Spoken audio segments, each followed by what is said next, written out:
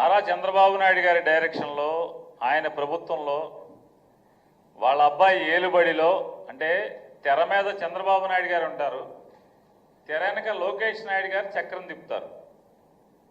వీళ్ళ తెలివితేటలు ఏంటంటే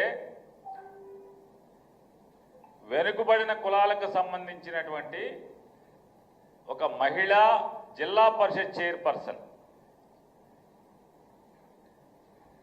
ఆవిడ ఎప్పుడైతే ఆవిడ బీసీ చైర్పర్సన్, జిల్లా పరిషత్ చైర్పర్సన్ లేదా ఆవిడ గౌడు కులస్తురాలు అని చెప్పని ఆ కుల సంఘాలు లేదా బీసీ సంఘాలు తెలుగుదేశం పార్టీ దుర్మార్గాన్ని నిలదీయటం ప్రారంభించగానే వాళ్ళకి ఏం చేయాలో తెలియక పిల్లి మొగ్గలేస్తూ ఆ రాజకీయ పిల్లి మొగ్గల్లో భాగమే ఈ తప్పుడు డైరెక్షన్, తెరనకాల చక్రం తిప్పేటువంటి సూత్రధారి తప్పుడు డైరెక్షన్తో ఇవాళ దెబ్బలు తిన్నవాళ్ళు, తన్నించుకున్న వాళ్ళు, బూతులు తిట్టించుకున్న వాళ్ళు, హత్యాయత్నానికి గురి కాబడిన వాళ్ళు, అవమానానికి దారుణమైనటువంటి అవమానానికి గురి కాబడిన వాళ్ళే ఇవాళ దోషులను చేస్తూ పోలీస్ స్టేషన్లో కేసులు నమోదు చేయటం అంటే ఇంతకన్నా పచ్చి పాపం ఎక్కడన్నా ఉంటుందా?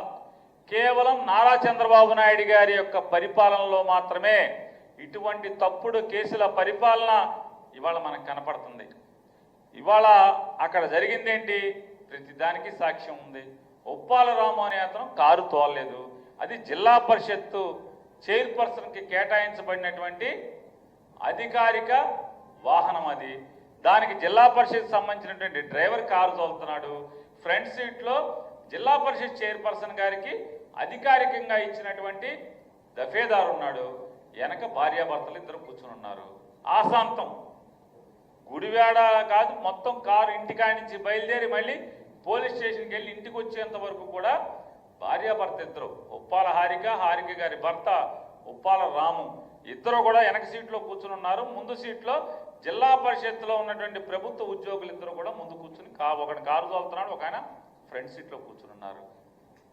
ఇక ఎవరైతే కేసు పెట్టిన అక్కాయి సంగతి చెప్పాలంటే ఆ అక్కాయి ఇక్కడ నుంచి లోకేష్ గారి డైరెక్షన్తో ఆవిడ ఎంత గొప్పగా నటించేస్తుందంటే కొడాలి నాని గారి ఫ్లెక్సులు ఎక్కి బరాబరా ఎక్కి మనం ఎక్కగలమా లేదా, మనం చెంపొచ్చా చెంపకూడదా అనేది కూడా ఏమాత్రం కూడా లేకుండా ఆ బ్యానర్ కొడాలి నాని గారి బ్యానర్లు లాగి చించే కార్యక్రమంలో ఆవిడకి మేకేదో తెగిందో లేకపోతే చెక్క తెగిందో వెంటనే కట్టుకుంది. వీటన్నిటికీ విజువల్స్ ఉన్నాయి. ఆవిడ బ్యానర్ ఎక్కి ఎగబాకి, బ్యానర్ మీదకి ఎగబాకి ఎక్కి అవి కోసేస్తున్నప్పుడు, అవి పీకేస్తున్నప్పుడు, ఆ పీకిన తర్వాత ఆ క్రమంలో దెబ్బ తగలటం, దానికి కట్టుకోవటం అన్నీ ఆఖరికి తెలుగుదేశం ఛానల్స్తో కూడా రికార్డ్ అయ్యి ఉంది.